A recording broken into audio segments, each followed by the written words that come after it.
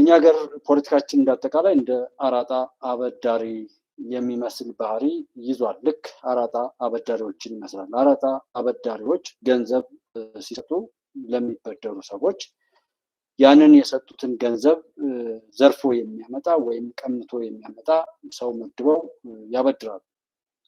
ተከታትሎ የሚቀማ ወይም የተሰጠውን ገንዘብ ዘርፎ የሚወስድ ሰው በመመደብ እነርሱ የዛንን የተበዳሪውን ችግሩን ሊቀርፍ የመጣውን ሰው ወደማይወጣው ችግር ውስጥ በመክተት ያለውን አንጡር ሀብት ወይም ጥሪት ለመቀማት የሚሰሩ ናቸው አራጣ አበዳሪዎች። የእኛ ሀገር ፖለቲካና ፖለቲካ ዘርፉ ላይ ያሉትም እንግዲህ ወደፊት ከዚህ ምርጫ ጀምሮ ባለው አካባቢ ላይ በጎ ብለን ያልናቸው ሰዎችም ውጤቱን ተከትለው ከሄዱ የምንቀይረው ቢሆንም እስካሁን ባለው ግን በተፈጠረው ችግር ላይ እሱን ሊፈቱ ተነስተው ከመጡ በኋላ ሌላ ችግር እየተነተኑ ስለ ችግሩ መልክና ቅላጼ ዜማና ግጥም እየገጠሙ ያንን ሳይፈቱ የዘለቁበትን ሁኔታ እናያለን። በቀላሉ ከአፄ ኃይለሥላሴ መውደቅ ጀምሮ መንግስቱ ኃይለማርያም ወይም የደርግ ስርዓት ሲመጣ ከዛም በዘመነ ኢህአዴግ አሁንም ድረስ ያለውን የፖለቲካ ዘዬ ስናይ በችግር ላይ ችግር እየደራረቡ መሄድን ያንን እያወሩ መኖርን እንጂ ችግር የተፈታበትን እና ችግር ለመፍታትም የመፍጨርጨር አይነትን ባህሪ አላየንም በእኛ ሀገር ፖለቲካ እንትኖች። ይህም ህወሓት ያው የትግራይን ህዝብ በመብላት የተፈጠረ ነው። እሱን እየበላ ለመጨረስ የሚሰራ ነው። ፋኖ የሚለው የአማራን ህዝብ በመብላት የተፈጠረ ነው። እሱም እዛ ጋ ያለውን የህዝብን ችግር እያባባሰ ህዝቡን እየበላ እንዲቀጥል ነው። ሸኔም በኦሮሚያ ክልል ላይ ሲፈጠር የኦሮሚያ አፋን ኦሮሞ ተናጋሪውን ህዝብ በተለይም እየበላ ወይም ደግሞ እያስበላ እዛ ጋር የሚሄድና በዛ ህዝብ መካከል ላይ ተፈጥሮ እዛው እየበላ ወይም ተረኛ ገዳይና ተረኛ ተገዳይ ሆኖ የሚያልቁበትን አይነት ባህሪ ይዘው ታያቸዋላችሁ። አራጣ አበዳሪውን የሚመስሉትም ለዛ ነው። እኛ እንግዲህ ፖለቲካችን ለምን ፍሬው ሁሉ እንግዲህ ጥፋት ብቻ ሊሆን ቻለ የሚለውን መጠየቅ እና ነገሮችን መከታተል አሁን ያልናቸው እና ከዛም የበለጠ መረጃዎችን ሊሰጣችሁ ይችላል። ለምን ፍሬ አልባ ሆነ?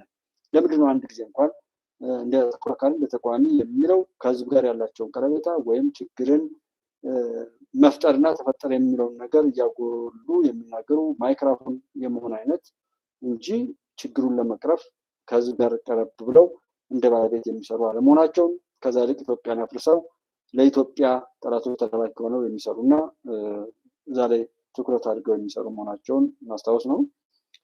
ትርክቱን ሃይማኖቱንም ትርክቱንም ያው ንግዱን፣ ዲፕሎማሲውን፣ ኢኮኖሚውን፣ ስልጣኑን ማንኛውንም ነገር ያው ጠላቶቻችን እንግዲህ አቅደውና ተናበው የሚሰሩበት ሁኔታ በመፈጠሩ ከዛ እንዳንወጣ ልክ እንደ አራጣ አበዳሪ ሆነ እንድንቀጥል ሆነ። ትርክቱንም ያዝንም ሃይማኖቱንም ንግዱንም የኢኮኖሚ ምንጩንም ማንኛውም ነገር ላይ ጠላቶች በቀላሉ ገብተው አክሰስ የሚያደርጉበት ነገር በመፈጠሩና እሱን ካለፈው ነገር ተምሮ ነገሩን ለመፍታት ለመስራት ዝግጁዎችና ተነሳሾች ባለመሆናችን ችግሩ ለጠላቶቻችን ሌላ ችግር መፍጠሪያ እድል ሰጣቸው ነው። ህዝቡ ላይ ችግር የፈጠረው አካል ያንኑ የተፈጠረውን ችግር ራሱ እየተረከ እየቀሰቀሰና እያከከ ያንን ስሜቱን በሚገባው እየፈጠረ ህዝቡን ከቀሰቀሰ በኋላ ወደ ማይወጣው የባሰ ችግር ውስጥ ለመክተት ይሰራል። ተገልሃል፣ ተፈናቅልሃል፣ ጭቆና ደርሶብሃል፣ ተበድልሃል፣ ተገዝተሃል፣ እንትን ብልሃል ምናምን እያለ ራሱ ያ ነገር እንዲመጣ ሲሰራ የኖረው ኃይል ያንን እያከከ ይነሳል። አዎ እውነት ነው ይፈታልኛል ብሎ ሲነሳ በዛው ጠላት ባዘጋጀው ወጥመድ ውስጥ በመግባት ወደማይወጣው ዘላቂ ችግር ውስጥ ይገባል።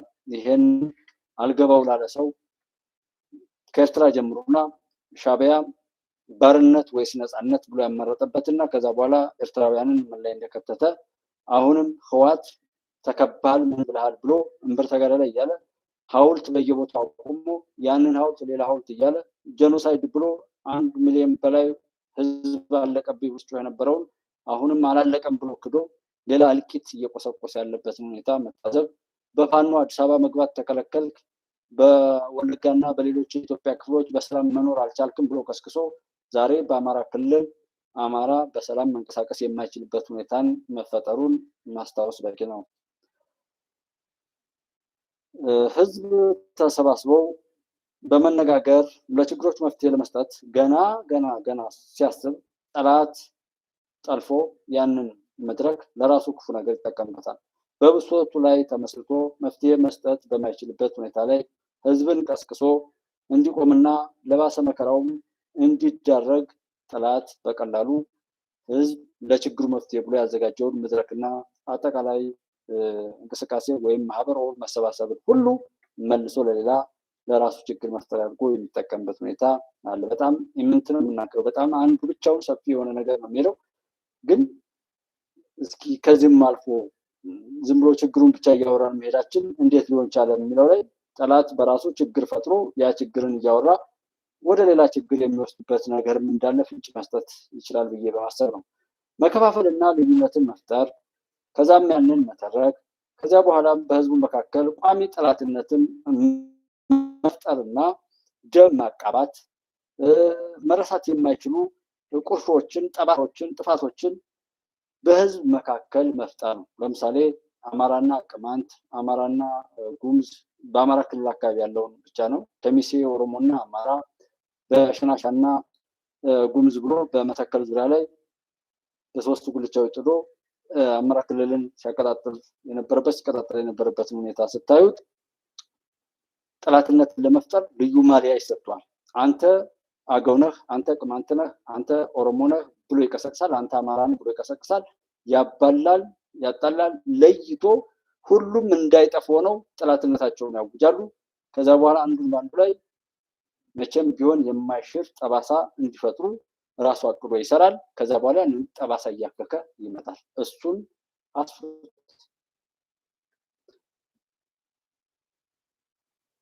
ከዛም በኋላ ያንን እያከከ እንግዲህ እርስ በርሱ እያባላ መገዳደሪያውን እያቀበለ ፊሽካ እየነፋ ይቀጥላል። እንደዛ ለምን እንደዛ አልክ? የትኛው ብሔር ነው እንደ ብሔር ተነስቶ ችግሩን የፈታ? የቅማንት ነፃ አውጪ ኮሚቴ ነፃ ወጣ፣ ራሱ ህዝቡን ነፃ ወጣ። የከሚሴ ሌላው ጠይቁ፣ በሁሉም ቦታ ላይ ያለው ዛሬ በሰቆጣ አካባቢ ላይ ያለው የህወሓት ተላላኪ የሆነው የሰቆጣ አገው ኮሚቴ ምናምን የሚባለው ወጣቶችን እያፈሰ 50 ወጣቶችን ከየቀበሌው እያፈሰ ለእሱ መጫወቻ እንዲሆን መላላክን ነው። የትኛውም ቦታ ላይ ያለው ከህዝቡ ተነጥሎ በህዝቡ መካከል ላይ እንደ ጠላት ቆሞ የማይሽር ቁስል እየተፈጠረ በዛ መካከል የጠፋና የጠፋ እንዲቀጥል ነው የተሰራው። ለዛም ነው የሚያፍረው። ለዛም ነው ፋኖ ነኝ የሚለው ሁሉ የሚያፍረው። የትም ቦታ ላይ ቢሆን ፋኖ ነኝ ያለና ከፋኖ ጋር የተነካካ ሰው ሁሉ በአማራ ህዝብ መካከል አይደለም፣ በየትኛውም የኢትዮጵያ ህዝብ መካከል ላይ ከህዝብ ጋራ እየታወቀ በሰላም መኖር አይችልም፣ በሰላም መንቀሳቀስ አይችልም። ያንን ያደረገ ሸኔ ነኝ ያለም እንደዛው፣ ህወሓት ነኝ ያለም፣ ሻዕቢያ ነኝ ያለም እንደዛው። እንደዚህ አይነት ቁስለት መፈጠሩ ለማን ይጠቅማል? ለጠላት በዘላቂነት ይጠቅማል። ችግሩን ፈታለው ብሎ ተነስቶ ወደማይወጣው ዘላለማዊ ችግር ውስጥ እንዲገባ ነው የሚፈለገው። የሚሰራውም ለዛ ነው። እና ችግር ከሌ ጋር ሆኜ ችግር ፈታለው ብላችሁ የምትሉ ሰዎች አስተውላችሁ መነሳት ነው። ከገባችሁ በኋላም እስከ ሞት ድረስ ጠላት መጫወቻ አድርጋችሁ እንደሚቀጥል ማወቅ ነው። ጠላቶቻችን የማይሆነውን ወይም ይደረግ እንኳን ቢባል መደረግ የማይችለውን ልክ የሜርኩሪ ትርክት ተርከው ከኪሳቸው ያለውን ገንዘብ ለመቀማት እንደሚሰሩት ሁሉ የማይቻለውን አጀንዳ አስጨብጠው ያነሱላቸዋል። ከዚያም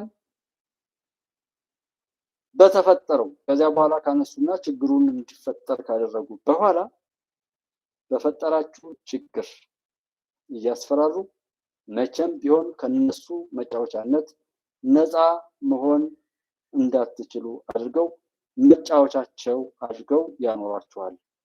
ወይም መጫወቻ ሆናችሁ ትቀጥላላችሁ። የመርኩሪ ትርክት ይተረካል። ከዛ ትገባላችሁ። ከገባችሁ በኋላ ነውር ያስፈጽሟችኋል። መረጃ ይዛሉ። ከዛ በኋላ ዛሬ በምትሰሩ ስህተት እድሜ ልካችሁን እስከ ሞት ድረስ የእነሱ መጫወቻ አድርገው ለመቀጠል ይችላሉ። ይህንን አልገባችሁ ካለ ህወሓትን እዩት፣ ሻዕቢያን እዩት፣ ፋኖን እዩት፣ ሸኔን እዩት። አንዴ እየተታለሉ ገብተው መውጫተው የቀሩ የእነሱ መጫወቻ ሆነው ወደኋላ የማይሉ በየትኛውም አግባብ ላኪዎቻቸው ጋላቢዎቻቸው የሚያዟቸውን ብቻ የሚሰሩ እንጂ ከዛ ባሻገር ማየትም መስማትም የማይችሉ መሆናቸውን ነው። ይሄ ነፃ ነፃነት ማጣት ነው። ፖለቲከኞችም ሆነ ሌሎች እስኪን ልበል የሚባል ራሳቸውን ካለመሆን ህዝቡን ካለመሆን በራሳቸው አስበው ማድረግ ኦር መናገር የሚችሉበት እድል ባለመኖሩ ምክንያት ነው። ትግራይን መገንጠል የሚለውን አጀንዳ ብንመለከት ትግራይን መገንጠል መቼም ቢሆን መሳካት የሚችል አጀንዳ ጉዳይ አይደለም። ጠላት ግን ይህንን ይፈልገዋል። የሚፈልገው ዛሬ በጣም ጥሩ እንደሆነ ብቻ ሊናገር ይችላል። ጠላት የሚፈልገው ለምንድን ነው? ለሀገራችን የማያቋርጥ የችግር መፈልፈያ ምንጭ መፍጠር ስለሚፈልግ እንጂ የትግራይ ህዝብ ወይም እዛ አካባቢ ያለ የሚለው ህዝብ ነፃነት እንዲኖረው ስኬት እንዲያገኝ አይደለም። ለዚህ ምሳሌ ነው ከተባለ ኤርትራን መመልከት፣ ሱዳንን ማየት፣ ሶማሊያን መመልከት በቂ ነው። ብዙ መራራት አያስፈልግም። ዛሬ ላይ ጠላት የፈለገውን ብቻ ነው የሚነግርህ። ጠላት የሚነግርህ የሚፈልገውን ብቻ ነው። ለሱ ወጥመድ ስኬት ነው ያበቃው። መጠየቅም ያንተ መብት አይደለም። ጠያቂ ከሆንክም ያስጠነቅቁሃል፣ ይመክሩሃል፣ ያስፈራሩሃል። አልፈራም አልመለስም ካልክ እውነትህን ሀቅህን ይዘህ የምትቀጥል ከሆነ ይገሉሃል፣ ይገሉሻል፣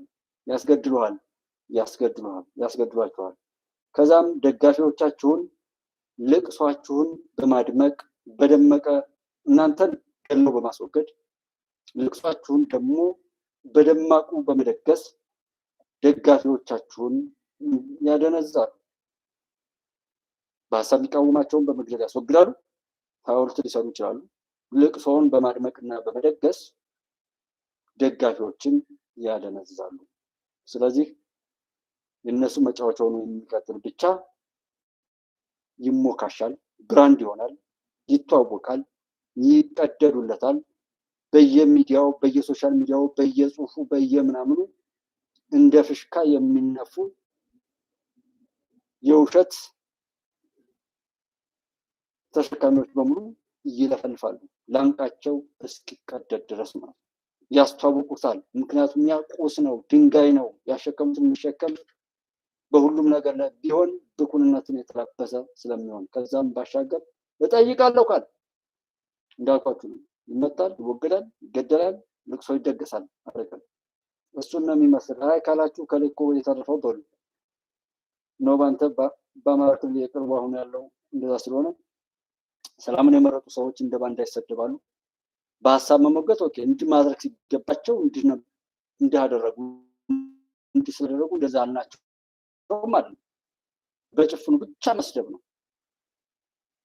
እሱ ደግሞ ድንቁርናን መሰረት ያደረገ የሰው ልጅ ክብር ሁሉ የሚያወርድ እጅግ በጣም በተለይ በዚህ ዘመን ውርደትን በአደባባይ የሚያንጸባርቅ ነው የሚሆነው እና በተፈናቃዮች፣ በተማሪዎች፣ በሰራተኞች ደሞዝ፣ በነዳጅ ጉዳይ ወይም በሌሎች ወዘተረፈ ህወሓት ይነግዳል። ችግር እንዲፈጠር አቅዶ ይሰራል። ችግር ከተፈጠረለት ያ ችግር ከጠፋ ህወሓት መሰረቱ፣ እድገቱ፣ ኑሮውና ባህሪው በሙሉ ችግር ነው። ችግር መፍጠር፣ ችግርን መተረክ፣ በችግር ውስጥ መኖር፣ ችግርን መሸጥ፣ በችግር ማትረፍ እያለ በችግር ላይ ችግር እየደራረበ የራሱን ችግር የሚሸጥና የሚያሸጥ እንባና ደምን እየገደበ የሚሸጥ እጅግ በጣም ነውረኛ የዓለም ላይ ያሉ የረከሱ አምባገነን መሪዎችና ሀገራት ሁሉ የደም አፍሳሽነት ፊት አውራሪ ርካሽ የደም ነጋዴ ነው ህወሓት ማለት። ይሄ ዓለም ላይ ያለውን የፍትህ ስርዓት ሁሉ ወራዳነቱን፣ ነውረኝነቱንና ምንጊዜም የማይጸዳ በደም የበሸቀጠ ዓለም እና ፍትህ መኖሩንም የሚያረጋግጥ ነው ህወሓት። እንደኛ ሀገር ይህን ማረጋገጥ ስለምንችል ከዛ ውጭ ሀገር ሲያፈርስ የምናየው ነው የዓለም ስርዓት። ሊቢያን ሲያፈርስ ነው የምናየው፣ የመንን ሲያፈርስ ነው የምናየው፣ ሶሪያን ሲያፈርስ ነው የምናየው፣ ፍልስጤምና ጋዛን ሲያፈርስ ነው የምናየው፣ ሱዳንን ሲያፈርስ ነው ያየነው። ኢትዮጵያንም አሁንም ለማፍረስ ነው ሲሰራ ይኖር። አሁንም እንደዛ ነው እየሰራ ያለው። ኢራን ውስጥ ገብቶ የሰራው ይሄንን ነው። ዩጎዝላቪያም እሱን ነው። ቬኔዙዌላ ላይ ሄዶ የሰራው ይሄንን ነው። ዓለም ላይ የምናየው ዩክሬንና ሩሲያን እያጨፋጨፈ ያለው ይሄው የዓለም ስርዓት ነው። ዓለም ላይ የሰዎችን ደም ማፍሰስ እንደ መጀመሪያ ግብ አድርጎ የሚሄድ የዳቢሎሳዊ ማንነትን የተላበሰ ዓለም ነው የምናየው። ለዛ ነው የዓለም ሕዝብ ለፍርድ መቅረብ አለበት። የዓለም ሕዝብ ለፍርድ መቅረብ አለበት። ማን ነው የሚፈርደው? ምናየው ይሆናል። እና ለህወሓት ህዝብን ችግር ውስጥ መክተት፣ ችግሩን መተረክ፣ ችግሩን እጅግ በጣም የባሰ ችግር እያደረገ መሄድ፣ ያንን በቪዲዮና በፎቶ እያወጡ መናገር ለህወሓት ትርፉ ነው። በዚህ መልኩ ማትረፍ መነገድ ልምዱ ነው። ለህወሓት የሚያከስረው ታዲያ ምንድን ነው ከተባለ ሰላም፣ ዲሞክራሲ፣ ምርጫ፣ የህዝብ ደስታ፣ የህዝብ አብሮነት፣ የህዝብ ስኬት፣ የህዝብ እርስ በርሱ በህይወቱ ላይ የተሳካለት በማንኛውም ነገሩ ላይ ህዝብ እንደ ህዝብ በሰላም ከኖረ፣ በፍቅር ከኖረ፣ ምርታማ ከሆነ፣ ጤነኛ ከሆነ ህወሓት ይፈርሳል። ህወሓት ባጭሩ የሰዎች ችግር ካልኖረ የሚጠፋ ነው።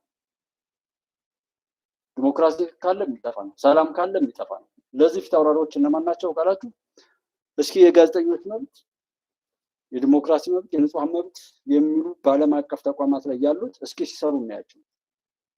ራሱ አውድሞት የሄደውን መሰረተ ልማት ሁሉ ቀጣጥሎ ሳተላይት ስልክ ሰጥቶ ለኢትዮጵያ ጥፋት የሰራው ዓለም ለዓለም ጥፋት የሚሰራ ተቋም አለ በዓለም ላይ? ለዓለም ሰላም የሚሰራ አለ ወይ? እና ህወሓት ያለ ይሄ ችግሩ ጫፍ ላይ ነው። ግን ሌሎቻችንስ ምን ያደርጉ? ለማንኛውም በትግራይ ላይ ያለው ነገር በየተራ ሁሉ የሚደርሰው መቼም ዛሬ አሁን ቅድም የጠሯቸውን ሀገራትን ሁሉ ያፈረሱ ያስፈቀሱ በሚሊዮን የሚቆጠር ህዝብን የጨረሱ ያስጨረሱት ሁሉ እነሱም ይደርሳቸው ሞት እንዴት እንደሆነ ይቀምሳል።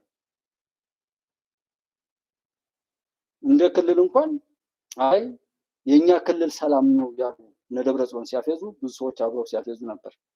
ሳረሰው ደግሜ ልጠይቅ፣ ትግራይ ላይ ያላችሁ ሰዎች እንዴት የኢትዮጵያን ባንዲራ ጠላችሁት? ምክንያቱም ፍርዱ የሰዋል። ኢትዮጵያ ምን አደረገቻችሁ?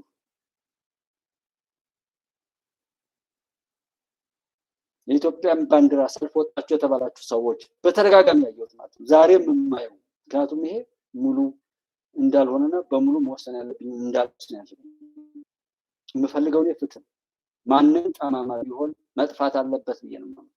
ከእኔ ጀምሮ ምድር ትንጻ፣ ጠማማ ይጥፋ፣ ፍትህ አፍራሽ ይጥፋ፣ ባንዳ ይጥፋ፣ በጥላቻ የተሞላ ማንነት ይፍረስ፣ ሰዎችን ደም የሚያቃባ ሰውን ከሰው የሚለይ መጠፋፋትን የሚሰብክ የሚኖር ነውርን ከራሱ አልፎ ለሌሎች ሁሉ የሚያባዛን ፈጣሪ ያጥፋ ነው።